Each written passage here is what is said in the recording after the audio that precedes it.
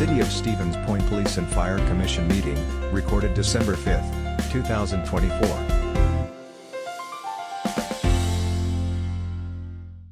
It's 1 o'clock. Candy, can I have roll? Barrett? Here. Kirschling? Here. Rosick? Here. Ostrowski? Here. Zenner? Here. All right, I don't have anything for the president's report today, so we'll move on to approval of minutes. Anybody have any comments, questions? Motion to approve minutes, Rosick. I move for approval as submitted. We got a motion. I'll second both. We got a second. Any comments or questions? Hearing none, all in favor, say aye. Aye. Opposed? Hearing none, motion carries. Moving on, confirmation of bills. Mr. Secretary. Yes, first one in your packet is the ambulance bills. Nothing stands out as unusual. And just a reminder, I think a couple meetings ago I mentioned that the second page was brought up to date. It is not. It's still running a month behind, so add to it. There was a typographical error that 1 month, and I mistook it. When you move on to the fire department, again, nothing jumps out as unusual or in need of inspection further. And their yearly budget, however, looks a little bit out of whack and that it's over budget, but that is due to some stuff being charged against that still has not been credited off. So they still do have funds available. When we get to the police department budget, there's one thing that jumps out about a fourth of the way down the top. You'll see a charge for $17,980. That is to move the communications equipment from the water tower to here at Gerke Park so that we can now reach out to the east side better. In my talks with the chief, Candy, and with the mayor the other day, that is going to be moved to capital expenditures instead of operational, so they are not out, will not be all that out of whack anymore. Nothing else other than the new carpeting. I guess every 30 years you should be allowed to get some of that, so nothing unusual in that one. And they look, when you look at the running bills for the year, while they look like they're very close, when you credit off that tower expense, they will be in fine shape. So with that, I recommend bills be approved as submitted. All right, we have a motion. Do we have a second? Second by Zenner. Any questions, comments? Hearing none, all in favor say aye. Aye. Aye. Opposed? Hearing none, motion carries. Number 5, police chief's report. Chief? Very short this month. I just want to point out that we did get a new chaplain, Matt Olson, from Good Shepherd Lutheran Church, who's going to be starting with us on January 1st of 2025 in our chaplains program for the county as well. On November 6th, Officer Radzik, Assistant Chief Rotier, Assistant Chief Williams, Lieutenant Johnson, and myself, along with a bunch of the fire department personnel and the Sheriff's Department, participated in the Red Kettle kickoff start for fundraising. And just a reminder, on December 7th, it's a little challenge between all the first responders in the city and the county and Plover. It's a first responder challenge to see who can raise the most money for the Salvation Army on December 7th, 2024. On the 11th of November, we had the Citizens Academy graduation where individuals can participate and get a little snippet of what first responders do here in the city and in the county. I want to thank Officer Schultz, who organizes it for our department. And Lieutenant Ben Einbrook had put in for a traffic safety grant several months ago, and we just found out that we did receive it for $31,963, and that is going to be for the purchase of 2 radar boards and a radar trailer. And the exciting news is the City Council approved for us to go to 47 officers. So we started the process for hiring December 2nd. And so we'll be up to 47 starting January of 2025 as soon as we get somebody on board. And then the other thing is, I just want to point out that winter is here, to please drive safe. Yesterday, between 1 PM and 4 PM, we had 23 accidents here in the city that our officers responded to. So that is it. All right. Any questions?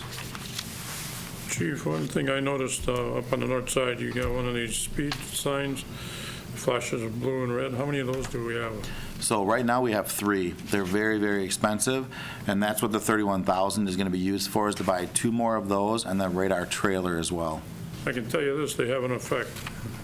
I saw more cars hit the brakes coming into town than I've ever seen before as soon as that red and blue goes on. It really is attention getter. So And they're very nice because they collect data too, so we can put them in ghost mode, which means that they don't show anything. So a lot of times civilians think that they're not working, but they're actually collecting data the entire time. And so we can actually get a true identification on when vehicles are coming through at a high rate of speed, and so we can send officers in that area during those times, and then we can actually put them on, and we can do messages on there. We can do the flashing red and blues, so it alerts them as well to slow them They're down. very effective. Thank you. All right. Do you have a motion? Make a motion to approve the police chief's report. Second by Morozek. All right, we have a motion and a second. Questions, comments? Hearing none, all in favor, say aye. Aye. Opposed? Hearing none, motion carries.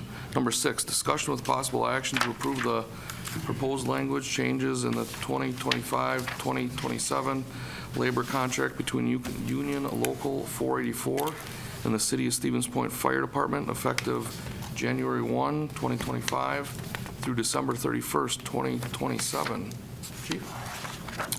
So first of all, I'd like to just point out that there was an amendment that had to be done, and that is completely on me, so I apologize. The contract will be, as explained, January 1st of 2025 through December 31st of 2026, or 2027, sorry. So it'll be a 3-year contract for 25, 26, and 27. Everyone, I guess I will leave it up to the PFC, has the changes either in green or red as we walk through it. There were a few last-minute changes that had to be done as of last night, and I would like to point those out. Those are not in your packet. First of all, prior to your Article 4, Seniority and Promotions, there was an Article 1 change under recognition within the contract, and it had to include paramedic supervisor / field training paramedics. That is it was a housekeeping issue that was overseen in the last contract negotiations, and we had to make right in this contract negotiation. Chief, where is that? It's not in your packet. Okay. It's under Article 1 in the contract, and what we had to do is we had to include the paramedic supervisor position. Under Article 4, Seniority and Promotions, what we are looking to do there, and I would assume the PFC would like me to take you step by step through the changes in the contract, or just open it up for questions to you. I I mean, think take it as you see fit. okay. All right. Seniority and promotions, there was an addition. If you look in the black text, this fire department shall establish a seniority list on January 1st of each year, comma, and be posted at the central fire station. That was a change that we also seen that needed to be done as of last night. Any other questions under Article 4 from the PFC? Okay. Under any questions under Article 7, hours of work in the new recruits?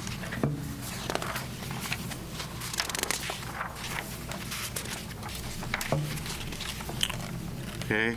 Article 9, scheduled time off. Any questions there?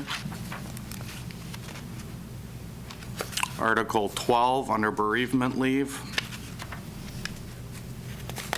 You basically eliminated the whole article. Correct. They will no longer have to have verification of attendance at a funeral. In the past, anyone who used bereavement leave had to have verification from the funeral home that they attended the wake or service, and we eliminated that out of the article. So no longer will they have to verify their attendance at that. The intent is if need be, or if we ask for it, they still will provide it, but we are not going to verify every person going. Under sick leave, are there any questions? Under longevity, you'll notice that under longevity, payments shall commence after the anniversary date of, we struck higher and put in seniority. There was one extra thing that we had to put in there. We put an asterisk just below that, and we said effective January 1st, 2025.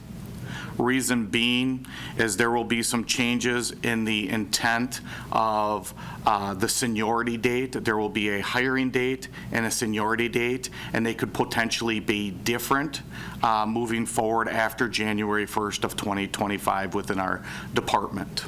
So we wanted to clarify that. In Article 18, uniform allowance, the last sentence in green, employees hired on or after July 1st. We did have to make a change there. Employees hired on or after July 1st will receive their uniform allowance the following January. Any other questions in Article 19, salaries? Again, the duration of the agreement will be a 3-year agreement starting January 1st of 2025 and ending and effective through December 31st of 2027. Again, the bargaining procedures will start again September 1st of 2027. We have added an additional article, Article 33, on physical fitness evaluations. We, as management staff and part of the city and the local, will be working on an evaluation process moving forward. Under Appendix A, those are the new salary points for each position within the organization. And as you can see, there were a few different positions added. There will be a paramedic supervisor / field training paramedic, a fire candidate that will receive 80% of starting firefighter NREMT pay, and a paramedic candidate that will receive 70%. And the explanations of what those candidates are in your packet as well. And when we get there, if there are any questions on that, I can explain that as well. But that Appendix A is the salaries. Appendix B, number 9 under Appendix B is part of our modified duty program. And under number 9, that was one thing that we had to address and fix. Under Appendix D, for retention purposes and the mental health aspects and everything else we had talked about prior leading up to this contract being ratified, there were some changes with the ability for our battalion chiefs to fill positions with on the line that are available. So if there is a mandation and everybody passes and then takes a refusal during a mandation, if somebody is mandated, the battalion chief can fill the position that is available if there is no battalion chief position open. The evaluation process under Appendix E, we went to a 7-point system and basically changed our evaluation process within our structure.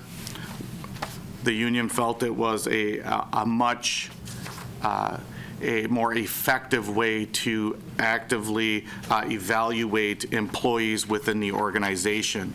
And behind that, you can see how we're going to be evaluating them in the future under their professional abilities, leadership and teamwork, professionalism and customer service, operational knowledge and skills, their training,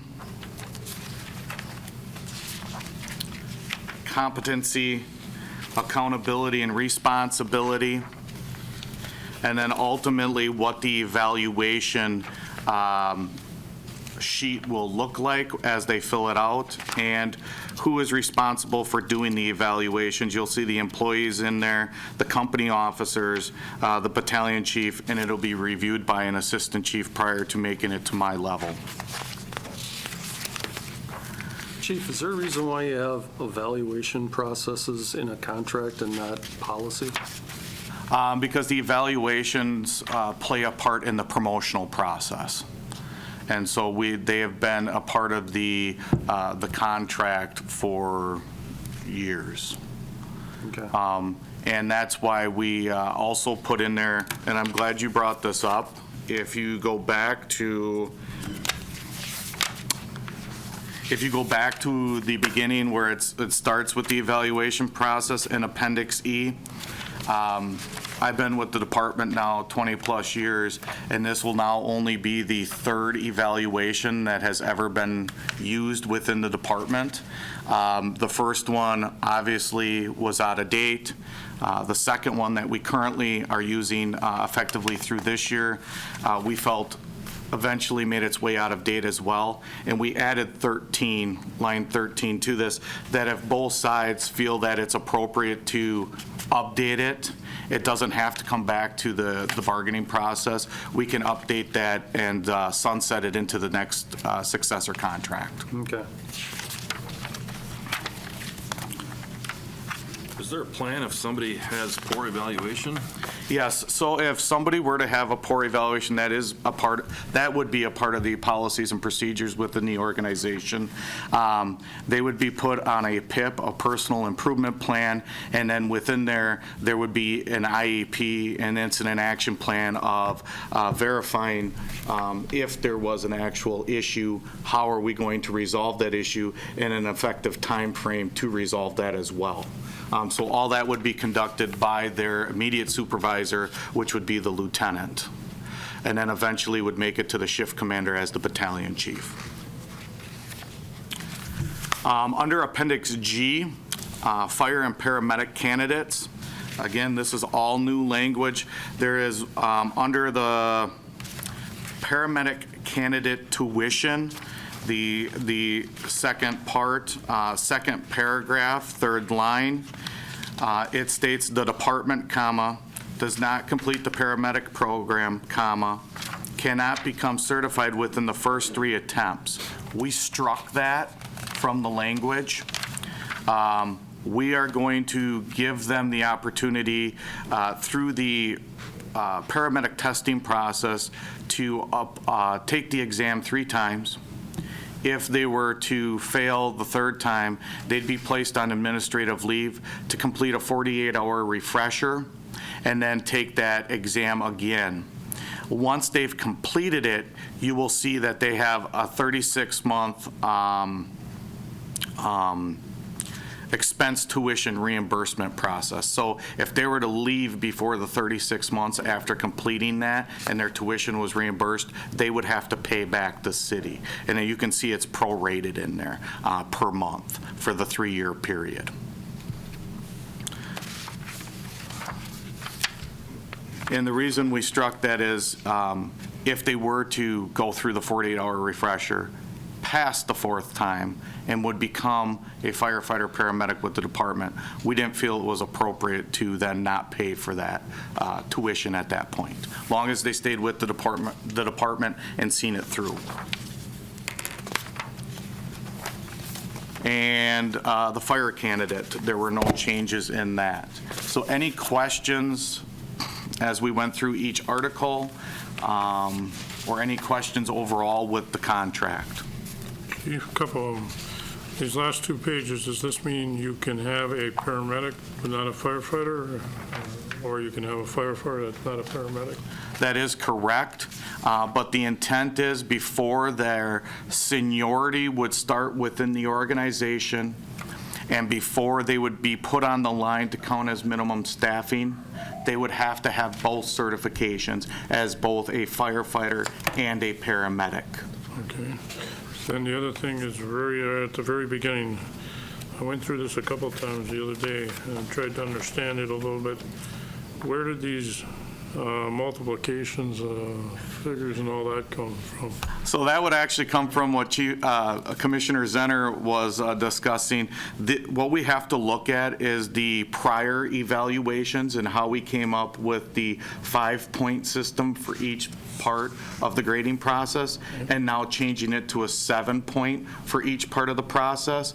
We had to go through and change our multiplication and all our math to come up with the numbers that are going to be needed for the promotional process, because again, within the contract, the evaluation plays a part of the promotional process, which we conduct every other year. I will say that was one, I'm a mathematician at heart, and I had to really go through that a few times. I don't know how you guys did that. So it does take some time and energy to sit down and really go through all that. But we've vetted it and verified everything. And as we progress through the next promotional process and then the following one, eventually this will be outdated as well, because we'll be into that 7-point scale for everything. But until we get there, we had to have this in place. And one follow-up question I just thought of, back to my first one. Does this mean you can't possibly be anything but both, a firefighter and a paramedic, if you're going to stay with our department eventually? That is correct. In the end, to be a part of the Stevens Point Fire Department, you will have to be a firefighter and a paramedic to be working on the line here at our organization, within our organization. What this does is it allows us to go out there and get people hired. We're looking at good quality people, and we can then bring them in and get them through the training they need to be successful as a firefighter paramedic within our community. Well, since our department has been always known as manned by both, I just wanted to make sure I was clear that we weren't starting a 2-tier department of some sort. No, it will stay that way.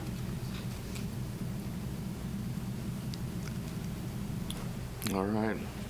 Anything else? I'll make a motion to accept the labor contract changes. I'll second that. All right, we have a motion and a second. Any other questions, comments?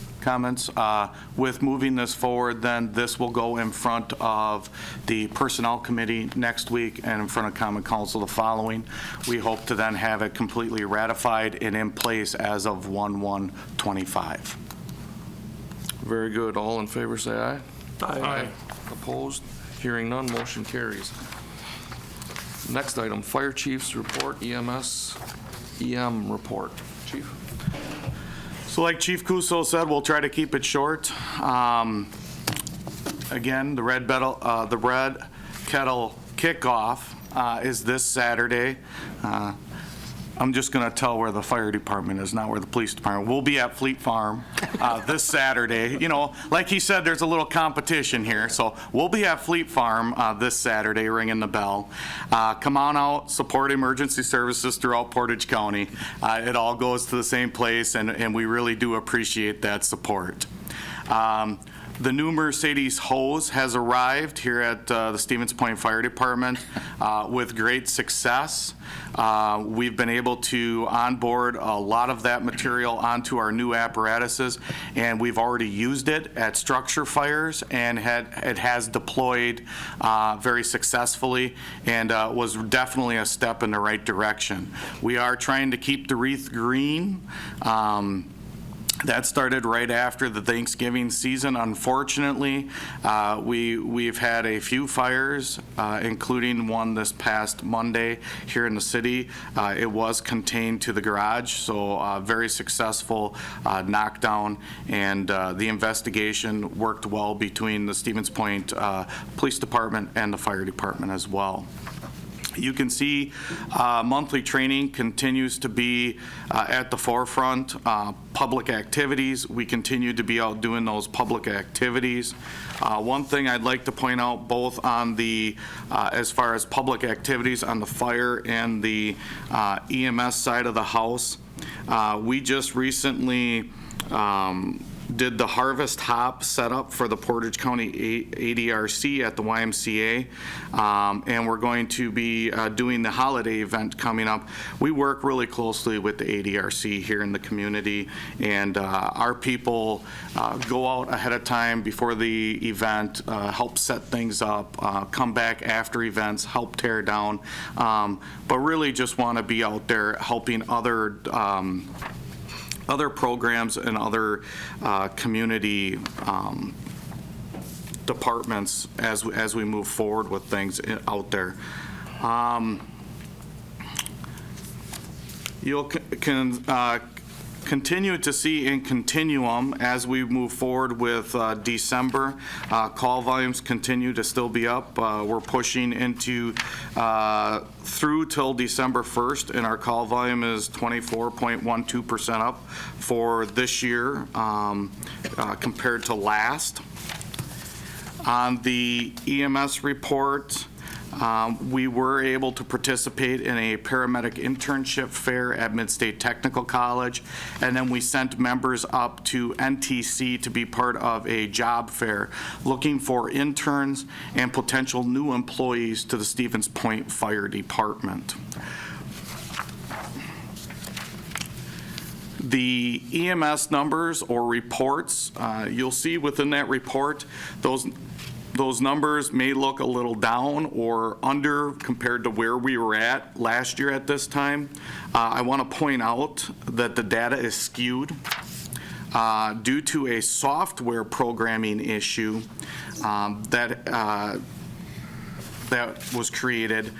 We were unable to realize that we were having some problems putting some data in under our run reports. The program has since been fixed, and we are in the process of fixing that at the Stevens Point Fire Department. So we will have the data back in line for our annual report for 2024 to see those end numbers. And then under the EM report, again, just like Chief Cuso and I had discussed last month, a lot of extra support went into the election and VP nominee coming to the city of Stevens Point. The elections took place and continue to have the updated working relationships with the university and the county EM as well. Lastly, one thing I'd like to discuss, I don't think it has to go, it didn't need to be up for discussion and a motion and be put on the table, but with the request of the mayor and Candy having to get everything in to make sure we're reporting that out appropriately now and posting that ahead of time electronically. The question for the commission is, how would you like the department's data presented in the future? Not being able to cut the data till the end of the month and still having to get it to Candy in an appropriate time frame to be posted. We can do there are options on the table. I don't like to just say, you know, what do you want to do? Because sometimes if we don't know, we don't know. There is the option of we can report the data out a month behind. So at December's meeting, you would be getting through till November 1st. There would be an option where we just take the data off the table and not go through it, and we can just discuss events like Chief Cuso. I'm completely open to however we would like to do this moving forward. I mean, obviously we'll have it in the annual report, all of the data, and or we can do it quarterly. and report out quarterly. And then at the end of the 3 months, that following month, report out on the data after that. Just something to think about for the PFC. It doesn't have to be decided today, but just something that may want to be discussed and how we want to move forward with this in the future if we want to make those deadlines and make sure everything is getting out there appropriately. Chief, is there a way to run a report a week before the end of the month, or is this? So that was actually a question I had. We could actually cut it in the middle of the month, I believe. We could change that, but we'd have to go, I mean, it would be quite the undertaking. So, I mean, we would probably need a 6-month grace period to get everything back in line to how we would report that out to you. That was actually a question I had right away as well. Could we change it to October 15th to November 15th, have it ready for the December meeting? But there'd be a lot of data that would have to change. Okay. But are we putting out, I guess if you want to give me a little history as far as the requirement, because like you said, our police department reports, just more or less the summary, doesn't give us, like particular calls and, so, I mean, to some extent they do with the mental health or the school things, but not the extensive data that you typically provide. So what's the history of? And that's what I was wanting to discuss here is, I mean, if we don't have to report this out by any means. We have always provided a certain amount of data. It's gotten pretty intense in the last few years, especially trying to move forward with the referendum and the call volumes and showing the needs. Continuum coming about the new automatic CAD and how we pull all our data off of both, the reports that we're generating. It's not a need. I know that prior commissioners have expressed their interest or their want to have that data, so we've continued to provide it, and obviously we've just kind of went down a rabbit's hole of making it more and more and more intense. And I'm willing to discuss, at any point what we would like to see. I mean, we could back it off a little bit, we could add. I'm pretty flexible into seeing what we would need. Like Chief Kuso always talks about his force needs and when he uses certain call-outs. We could, and kind of that's where this started on the fire side, was it just started with our working structure fires or our metro responses or our auto aid or MABUS agreement responses, and it's just kind of developed from there. And we could go back to that, certainly. I guess I'm open to anything, and we can have discussions throughout the next month or two, but as we move forward into next year, I want to make sure that I'm providing things to everybody by the deadline and making sure everybody gets what they want. Does anybody have an issue the way it's been going for the last, I can't even tell you how many years? Well, I don't think there's been the problem is I'm going to have the issue in getting that stuff to Candy in a timely manner and meeting the deadline of. Right, but sometimes it doesn't happen. Right. And that's not your fault, and there's not much you can do about it. My point is does anybody, if for some reason it can't be met, does anybody have an issue if it's the information is on the day of the meeting? That's the way, I mean, it's always gone. My second thought is, if this is really that big of a deal, then let's move the meeting. Instead of changing the whole structure of the way we've been doing things, then move the meeting. Then I don't understand why this is a big deal. I think that it probably is becoming an issue because of posting things, right? You've got your time period to post, and you've got to have you've got a proper notice on this, and then depending upon when we have the meeting, depending upon when month end's coming in, and to me it seems like what the fire department is providing us is a lot of data. Maybe it's a little bit, I mean, I wouldn't say do away with the reports, but maybe it can just be available for us to view when it's ready and have it be more like the police department's report, where you've got your, just a recap, like Chief Kuso does, and maybe do the highlights and keep it at that level so that we have consistency between departments. And it hasn't been a problem the last few months because we've been, I know the PFC, it has, and Chief Kuso will agree with it, it's got to be the first week because otherwise it doesn't work for the rest of the For committees and council and everything else. Being the first Tuesday, though, for us is a struggle, making sure now we meet all those deadlines. Thursdays have not, if we got a little time in the beginning of the week to get stuff over, it's been okay the last few months. But come January, we go back to Tuesdays, and it might be a little bit more of a struggle if we have to meet those needs of the city moving forward after this month. There might be a concern of what do the commissioners want within the PFC report? Because historically, if you can't meet the meeting deadline, then it just comes the next month. That's historically the way, from my recollection. I don't, go ahead. I guess, the one thing I look at is what are tendencies, what are, impactful things that have taken place during that month. Not so much, everything down to a T. What are the calls? What's the fire department seeing as an issue related to those calls? So even a summary broken down to that. This month we went 10 garbage fires, whatever. It doesn't have to be a identified date of each particular call. Those things, at least for me, that I find helpful. And that would be my recommendation, or what I would propose to the commission, is that if we're okay, I will provide a summary every month of the month prior, like Chief Kuso, and like you see the summaries.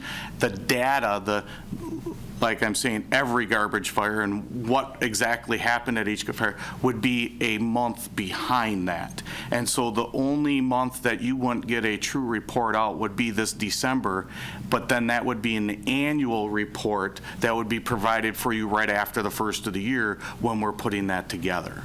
So moving forward, it would be, okay, at February's PFC meeting, we'll tell you what happened in January, any of the big important things, everything that, the general summary, just the data wouldn't be there from January till March.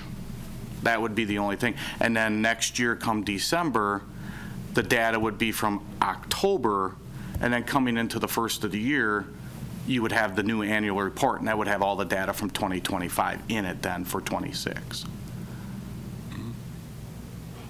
Or even, like you said, data on a quarterly basis. We can do it quarterly. Just an addition within.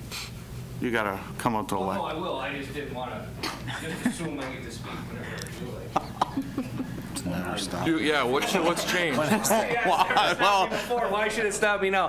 I think we can solve the issue, Chief, and I apologize for blindsiding you, but we have Continuum on our image trends, which is live data for EMS and fire. We can set up each commissioner with their own login, and that's data. So if commissioners enter, if you want to know about garbage fires, you can find out all the garbage fires from all the way back from 2017, if you want, all the way to like what we had last night. And that data can be available to you whenever, and then that way it doesn't have to be reported out to the Police and Fire Commission. Chief Moody can give you that overall briefing. Then if you have a question about it, you can just log into Continuum and have that. And we can set you up with that. That's not a problem. The problem, though, is the citizens of Stevens Point don't have access to that information. So that needs to be on record, or we can post it on our website, a monthly report. Yeah, to me, that's what. That would be public access. I would suggest to do it that, because then it just, I think we keep things, I always like consistency between what we're having one department do, versus the other. And granted, there are truly differences. I mean, we acknowledge that. But I think having it just be presented more in a summary type thing, as Chief Kuso has to us. And then, again, that can be out there on the website. And, we can, going forward in January, we can make that change, just letting the citizens know where that information will be available. And I think it's going to help solve a lot of problems, too, with Candy, you know, That's what I'm worried. I mean, this is not her only job either, right? To try and maintain all this stuff, get it out to us, having things coming in, it can be very consistent, and then she can, a one-time deal with this instead of, you know, multiple times and trying to babysit different aspects of it. So Are you okay with that? I'm good with that. I'm trying to make her life easier Yes, here. yes. Because her and I have been back and forth all week this week, and Yes. unfortunately, there were some late emails at night that I didn't quite catch, and I apologize, but that would make life a lot easier, I think, for both of us. Okay. Mr. President, I kind of compare it to the bills. The actual bills, we do them up to date. Catching up on the overall budget, we're a month behind. Kind of use that same combination. The critical things come to our attention right away. The following month, the explanation or the expansion of the knowledge comes. I don't see a problem with that. Right, and this being just the first month that this has kind of gone into effect for us, I just don't want to fail the commission here or the department in making sure that we're reporting what you all want as we move forward. What's the ultimate goal of the report? Is it to see trends, to try to predict for future spending? Is that what, I mean, is that? Reports are just to inform the public and all of you what exactly we're doing throughout the month. Okay. Transparency. Yep. The transparency to the commission, to the community, to everyone that we're serving out there, and as we move forward, now we take the reports, and yes, we're doing exactly that. We're trending things. We're looking for the future in those things. Years ago, I don't even know who started it and made it more in-depth, but years ago, it wasn't anything like this at all that was reported to the PFC. It's gotten to this point where we do a lot of information to the public and to the PFC. That was probably Chief Tom Zenner then. It was.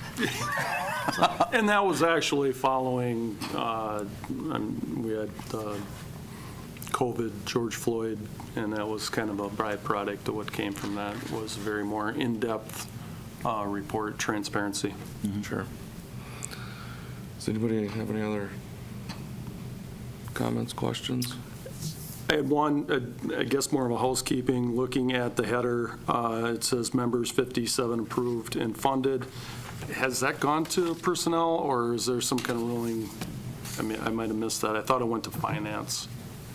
Yes, it's been approved. Has that gone through personnel? Yep. And it did? Everything this last month in November. Okay. Yes.